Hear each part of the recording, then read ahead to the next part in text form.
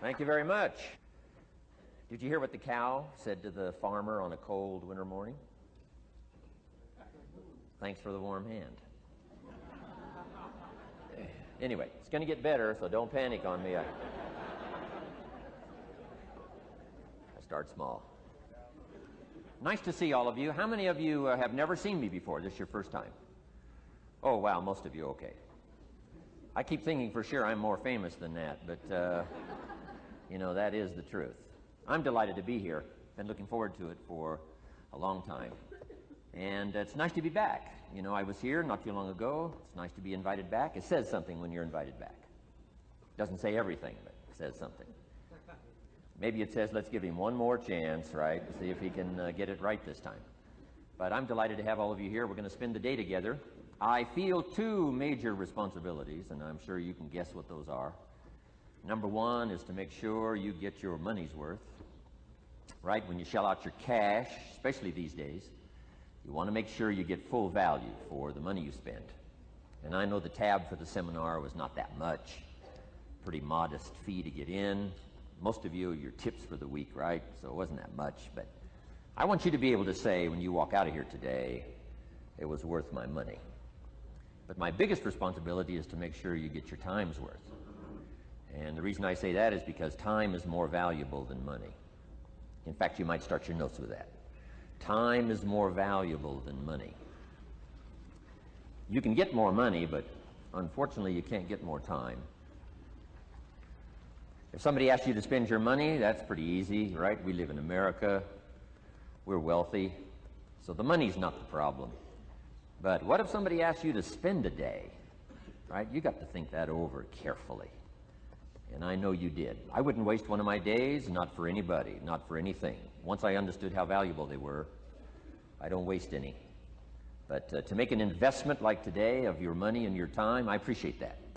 Today's going to be costly for me. It's going to cost me one of my days to be here, right? And some money, of course. But, you know, I don't need the money. I take the money, but I don't need the money. But guess what I do need? The time. So I'm here not to just joke with you. I'm here not to just tell some funny stories and give a performance and walk away. I'm here to give you some value, and I want to make it worth your time. I'm going to invest a day. You're going to invest a day. Let's get the most out of it and see what we can walk away with today.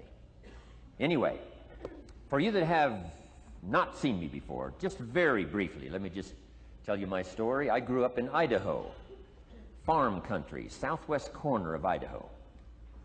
In fact, my father still lives on the old homestead where I grew up. He'll be 89 his next birthday. He still hasn't retired. I'm proud of my dad. He's never been ill. He's really something. I'm trying to get him to retire this year, 88. I'm telling my father, what a good year to retire when you're 88. And he says, hey, talk to me in 10 years, right? I might be ready. But anyway, I went to high school. I graduated. I went to college 1 year. Halfway through my second year of college, I decided I was smart enough, so I quit. One of my major mistakes. I should have stayed in school. But I thought, heck, you know, I'm smart enough to get a job. That's what life's all about, right? Get a job, pay your bills, work hard, stay out of trouble, keep your fingers crossed, hope for the best. And I figured I was at least prepared to do that. So I quit college and went to work. A little while later, got married, got my little family going, and I'm out there doing what I thought was the best I could. But about age 25, I'm starting to struggle. I've purchased a little more than I can conveniently pay for on time, and the creditors are starting to call saying, hey, you told us the check was in the mail. What's the deal? And I'm getting embarrassed by that. I'm also embarrassed, big mouth me, with all the fancy promises I made to get married. I'm way behind on those promises, and I'm getting discouraged, wondering what to do. And I thought, well, maybe I should go back to school, right? 1 year of college, pretty short on an application. But, you know, tough to go back to school, right? Especially when you got your family going. Time to stay is when you're there. So I discounted that. I thought, well, if I, you know, had my own business, that would be the way to go. But, you know, I'm short on money, too much month at the end of the money. If you've ever been there, that's where I was, age 25. So I had to discount that, and I'm discouraged, wondering, where do I go from here? And then the miracle happened for me. Good fortune came my way. And who can explain good fortune? I don't know. Remarkable things that happen to you at a particular time. Sometimes it's just unexplainable how those things happen. One of my friends says, well, hey, things don't just happen. Things happen just. Another good note for your notes. Things don't just happen. Things happen just. And maybe that's it. I don't know. I'm an amateur on life, I guess like most of us are, trying to figure it out, how to make it valuable. But I was ready. And my good fortune was, at age 25, I met a very wealthy man. His name was Mr. Schoaf, Mr. Earl Schoaf. A friend of mine had gone to work for him, and he started telling me about this man. He said, you got to meet this man I've gone to work for. He's wealthy, but he's easy to talk to. And he's got a unique philosophy of life. And the more he kept talking about this man, I thought, well, I've got to meet this man. So sure enough, shortly after that, I had a chance to meet this remarkable wealthy man, and I was impressed. He was wealthy. Sure enough, he was easy to talk to. I was so intrigued, within a few minutes, I said to myself, if I could be like him, farm boy from Idaho, if I could be like him, I'd give anything. And then I thought, if I could just get around somebody like him, and if he would teach me what to do, I would be willing to learn. I'm coachable. And that was my good fortune. A few months later, this wealthy man that I met, Mr. Schoaf, took a liking to me, hired me, gave me a job. I went to work for him. And I spent the next 5 years in his employ. And then, unfortunately, he died at the end of that period at age 49. His last 5 years, but the first 5 years of my new life, I got to spend with this remarkable man, and my dream came true. He coached me. He taught me. He taught me the books to read. He taught me the disciplines. He taught me the changes to make in my language and personality. And the things he shared with me during that 5 years literally changed my life, turned my life around, changed my income, changed my bank account, changed my future, changed everything. I've never been the same since that unique experience. And I wish he was still alive today, Mr. Schoaf. I'm sure if he was alive today, especially after this seminar, Idaho Farm Boy makes it to Dallas-Fort Worth, full house, standing room only. Pretty awesome, I'm sure. If he was alive, I'd be calling him today saying, you won't believe what's happening to me. I've had a chance now to share with other people what you shared with me. But anyway, how I got here. 30 plus years ago, I was living in Beverly Hills, California. And one day, a friend of mine, businessman friend, said, Jim, I'd like to have you come and share your story with my service club that I belong to, the Rotary Club. He said, I know your story, Idaho Farm Boy makes it to Beverly Hills. But he said, I think my club members would love to hear your story. He said, if I arranged one of our breakfast meetings, would you come tell your story? Just share a few thoughts. I said, okay. So I agreed to go give this breakfast talk. And guess what? They liked it.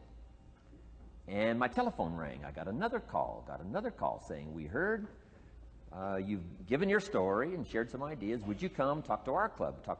First thing I know, I'm starting to devote a piece of my business time to giving these talks.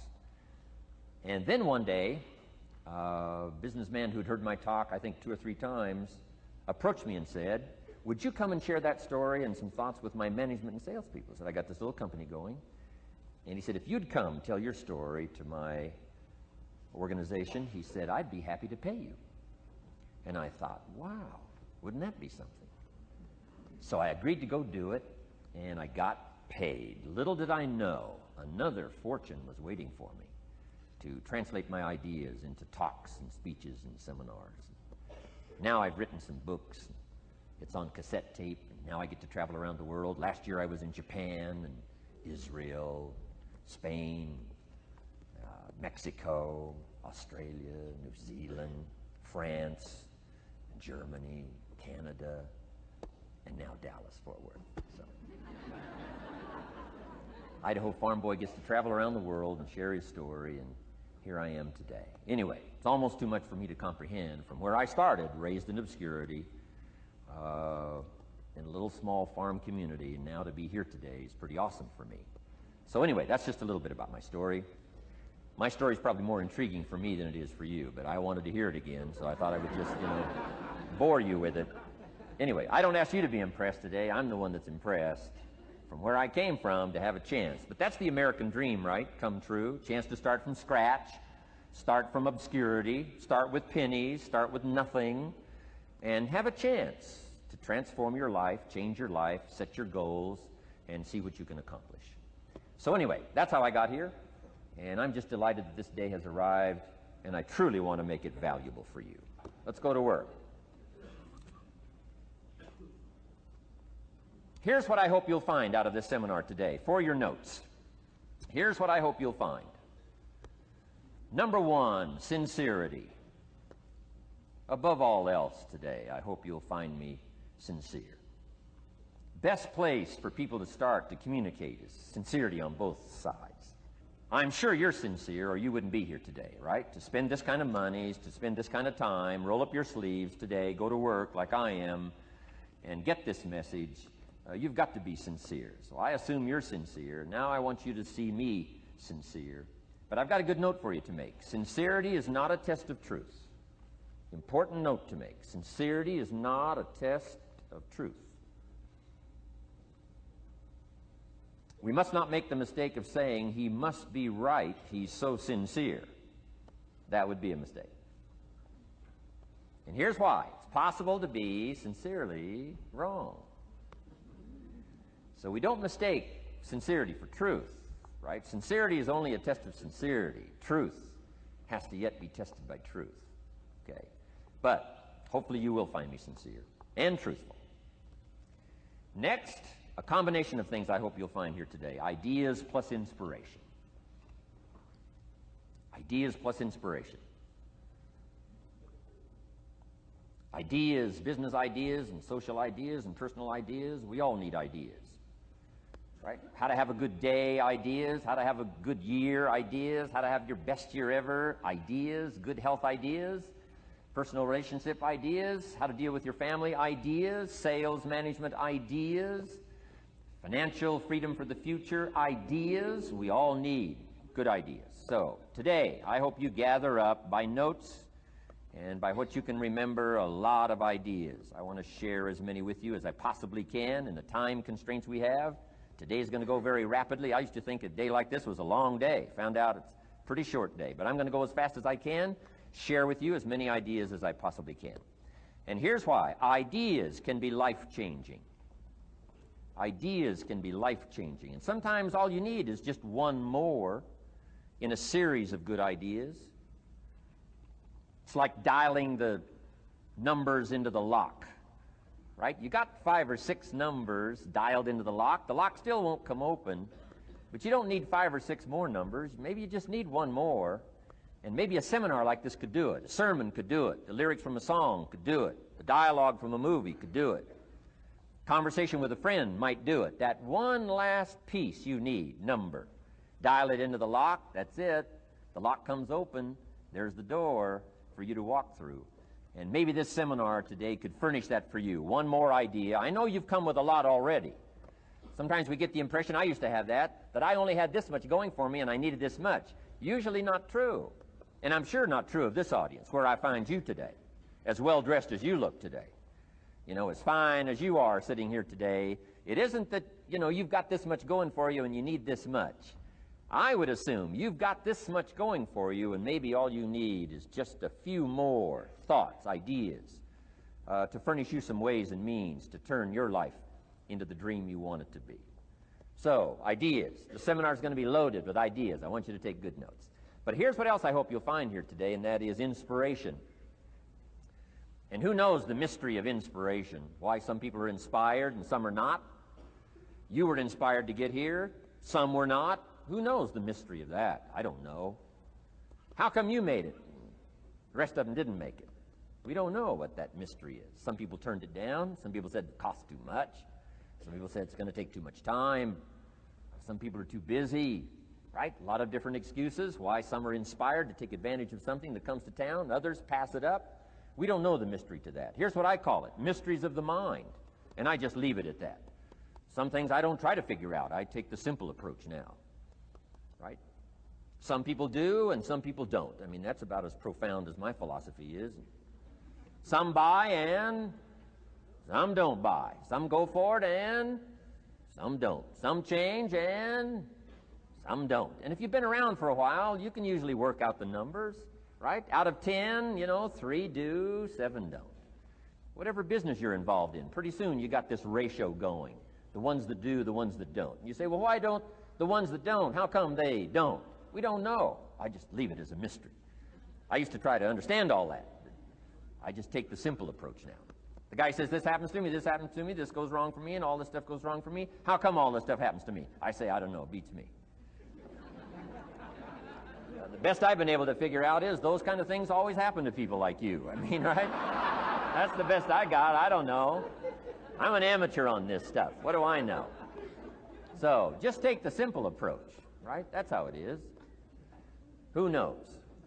Interesting story says the day the Christian church was started. Now, I'm an amateur on the Bible, but best account I can remember, the day the Christian church was started, a magnificent sermon was preached. Great presentation. And if you're a student at all of good communication, it was one of the classic presentations of all times, the sermon, the first day the Christian church was started. And it said this sermon, this presentation was given to a multitude, meaning a lot of people. But it was interesting, as the account gives us, the record, it says, when the sermon was finished, there was a variety of reaction to the same sermon. Isn't that fascinating? I find it fascinating. It said some that heard this presentation were perplexed. And I read the presentation, it sounded pretty straightforward to me. Said, why would somebody be perplexed with a good, sincere, straightforward presentation? Best answer I've got. They are the perplexed. I mean, what other explanation is there? It doesn't matter who's preaching. Right? It said some that heard this presentation mocked and laughed, made fun of the presentation. I thought, hey, this looks pretty sincere to me. If you give a sincere, honest presentation, why would somebody mock and laugh? Easy explanation. They are the mockers and the laughers. What else would you expect them to do? Right? I used to try to straighten all that out. Say, well, they shouldn't do that. I don't do that anymore. I've got peace of mind now. I can sleep like a baby, not try to straighten all this stuff out. I used to be so naive. I used to say, well, liars shouldn't lie. See, how naive can you be? Of course they're supposed to lie. That's why we call them liars. They lie. They lie. So I don't straighten this stuff out anymore. Anyway, it said some that heard this magnificent presentation didn't know what was going on.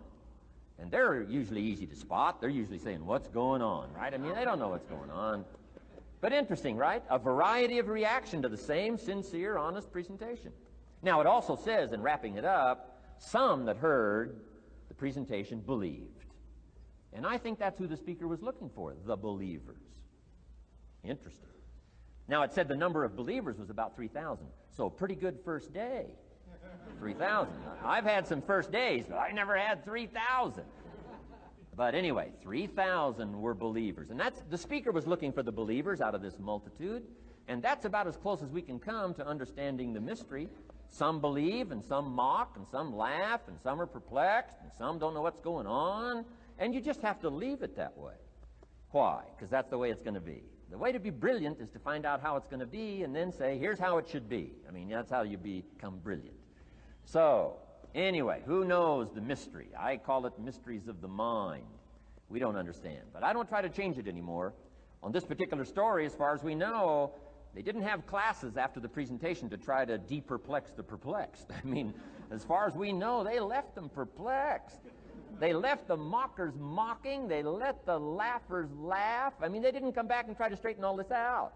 You say, well, how can you build a church? Well, make another presentation, and you'll get some believers and some mockers and some laughers and some who don't know what's going on. So that's about the best we can do.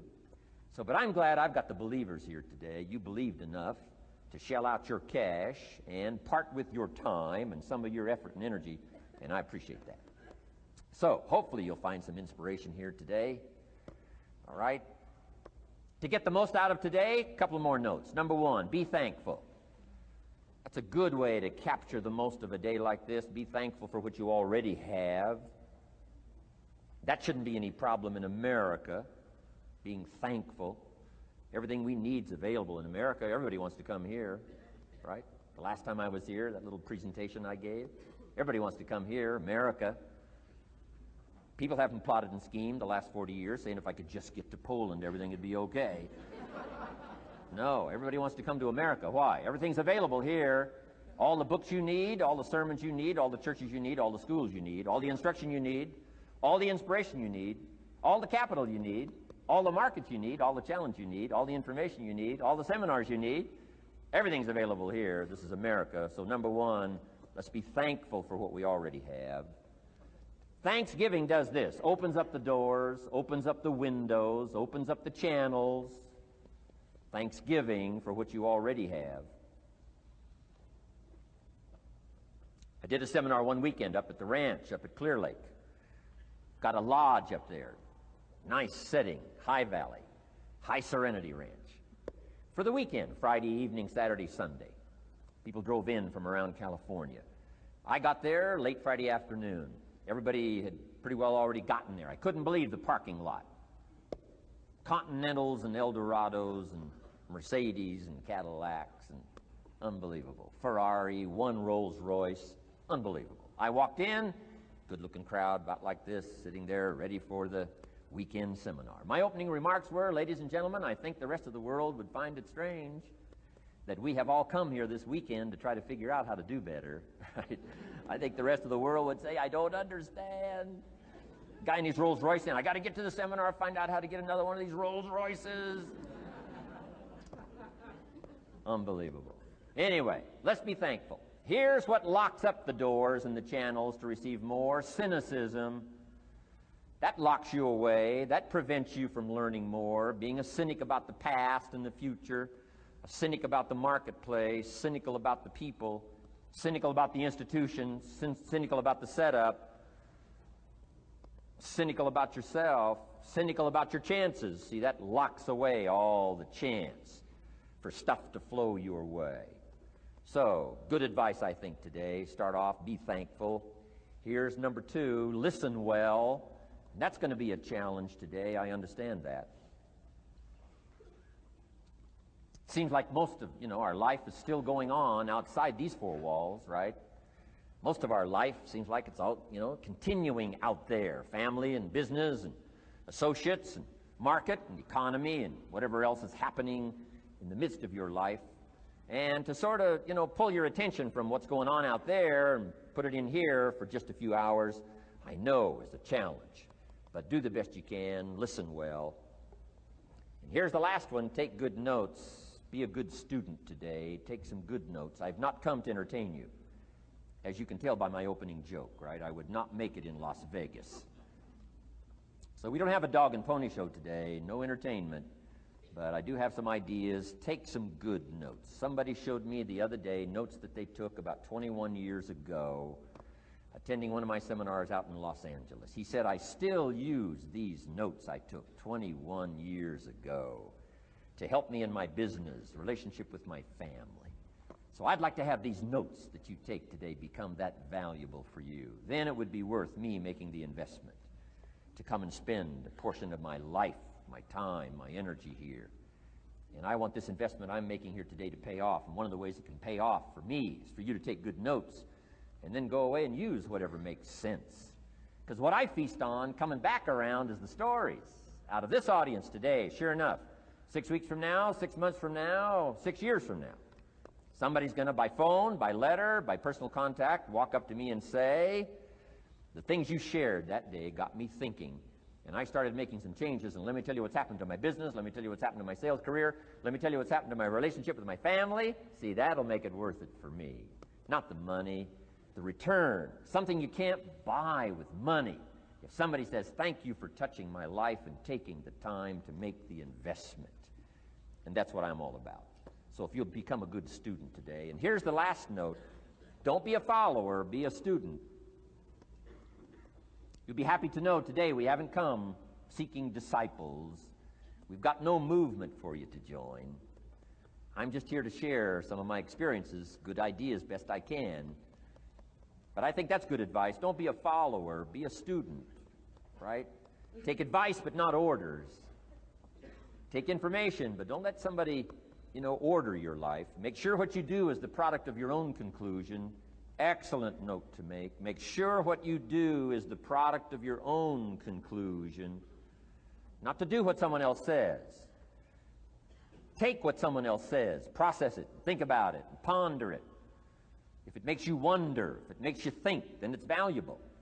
Then when you go take action, make sure that the action is not what somebody told you to do. Make sure the action is the product of your own conclusion. If you'll follow just a little bit of those simple guidelines, I'm telling you, the learning process can be speedy, swift, powerful. Your learning curve can go up, and then applying it to your business, your life, your family, conversations, equities of all kinds. You'll find some progress like I did that first 5 years when I met a teacher willing to share with me, turn my life around. Progress I couldn't believe happened for me. Okay, let's get started. I want to review, I was here last time and we talked about the 5 major pieces to the life puzzle.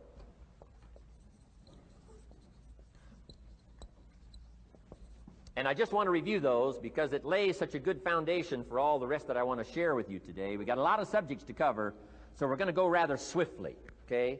Put on your mental track shoes here and run with me today, because I'm going to deal mostly in concepts. Expect you to, fill in a lot of the details, because I've got a lot to share. I want to get through it all. But let's lay this foundation again of the 5 major pieces. Happens to be the title of my latest book.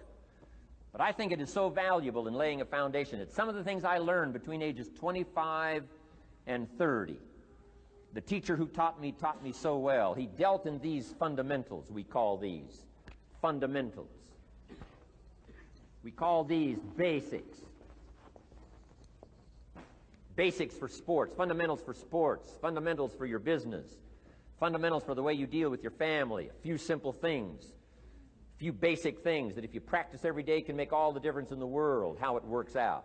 I boiled it down to 5 major pieces to the life puzzle. Let's just review those. Number 1 is philosophy. Philosophy, as I taught the last time I was here, philosophy, in my personal opinion, is the major determining factor in how your life works out. Philosophy, the major determining factor in how your life works out. Philosophy. To form our philosophy, you got to think. You got to use your mind. You got to process ideas.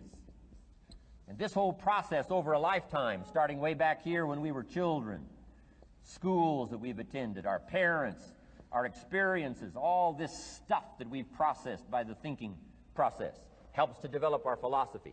And in my opinion, each person's personal philosophy is the major factor in how your life works out. Here's what I called it in that last presentation when I was here. It's called the set of the sail. Each person's personal philosophy is like the set of the sail. Now, I used to think it was circumstances that ordered my life. If someone would have asked me at age 25, Mr. Rohn, how come you're not doing well? Pennies in your pocket, creditors calling, nothing in the bank, behind on your promises to your family, you live in America, 25 years old, got a beautiful family, every reason to do well, and things are not going that well for you. What is wrong here? It would not have occurred to me to blame my philosophy. I mean, it would not have occurred to me. Saying, well, I got this lousy philosophy, and that's how come I got pennies in my pocket and nothing in the bank, and things aren't working well. That would not have occurred to me. I found it much easier to blame the government. Much easier to blame the tax problem. I used to say taxes are too high. Top tax rate when I first started paying taxes, 91%. Back then, when your income reached a certain level, all your income over that, 91%. So I used to say that's too high. Now, the top tax rate's about 33%. But people are still saying what? Taxes are too. See, but you can't use that anymore. If it's gone from 91 to 33, how could it be too high? Come on. I threw all that old excuse stuff away. Some people found it, though, and they're using it these days. My old list. I used to blame the traffic, the weather, used to blame circumstances, right? People say I'm too tall, I'm too short, I'm too old, I was raised in obscurity, raised on a farm, parents of modest means, all the stuff.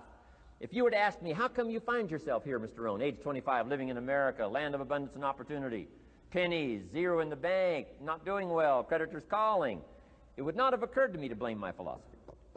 I found it easier to blame the company policy. I used to say, if this is all they pay, how do they expect you to do well? So I figured that, my future was going to be tied to what everybody else was arranging, the economy and, interest rates. I used to say things cost too much. That was my whole explanation, not my philosophy, until my teacher taught me better that this is where the problem was, my own personal philosophy. Here's what's exciting about each person's personal philosophy. That's what makes us different than dogs and animals and birds and cats and spiders and alligators. That's what makes us different than all other life forms. The ability to think, the ability to use your mind, the ability to process ideas, and not just operate by instinct. In the winter, I'm telling you, the goose can only fly south. What if south doesn't look too good? Tough luck. It can only fly south. But see, human beings are not like a goose, can only fly south.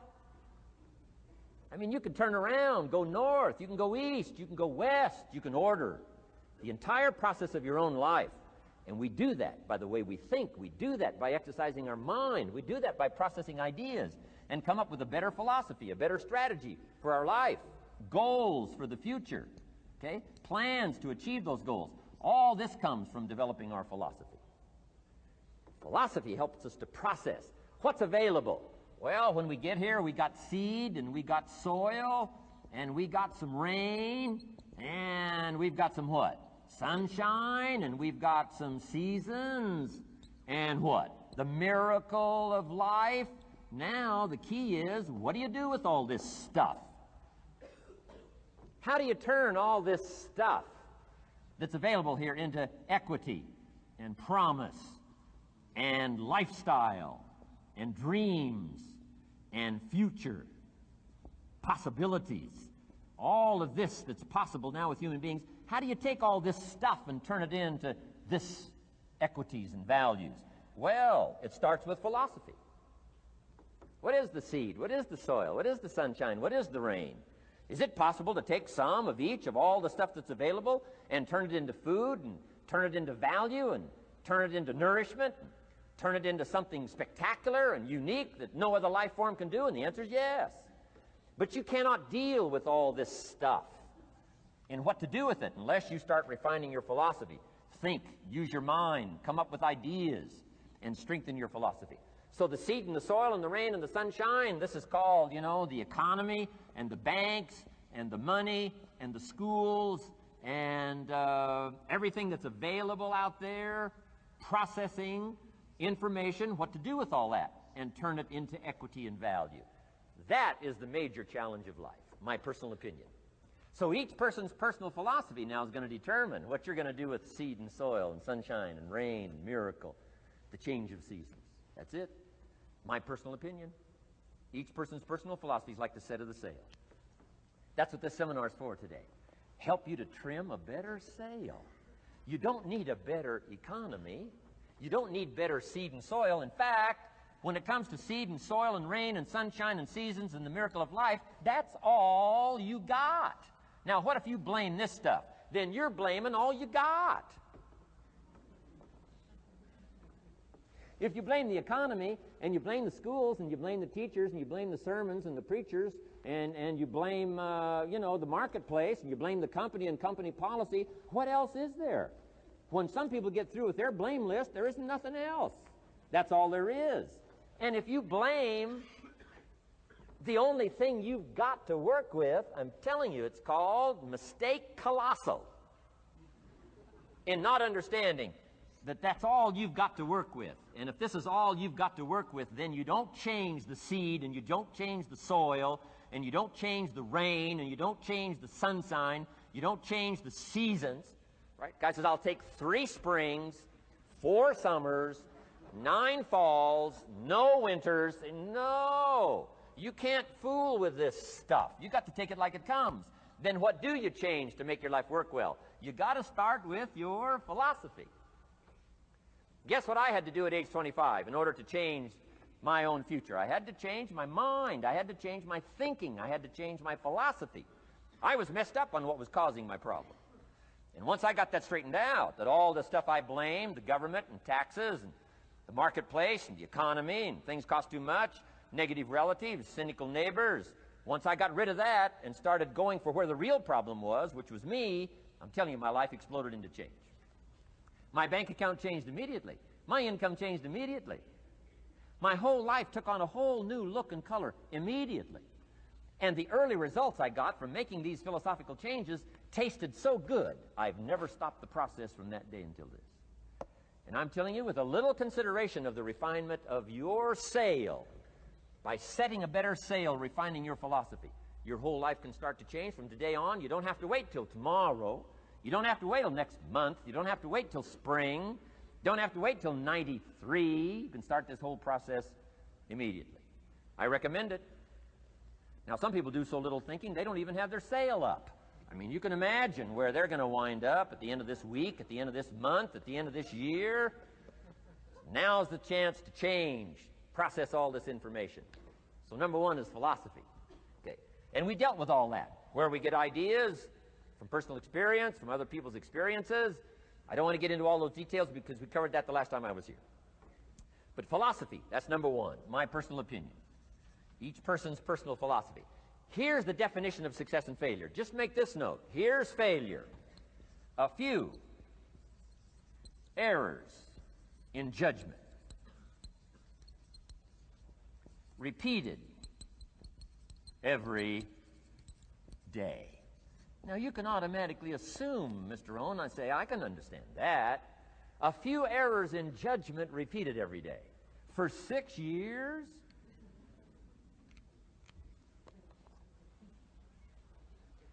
I'm with my father. I think I told this story the last time I was here. My father, 88 years old, he's never been ill, still hasn't retired.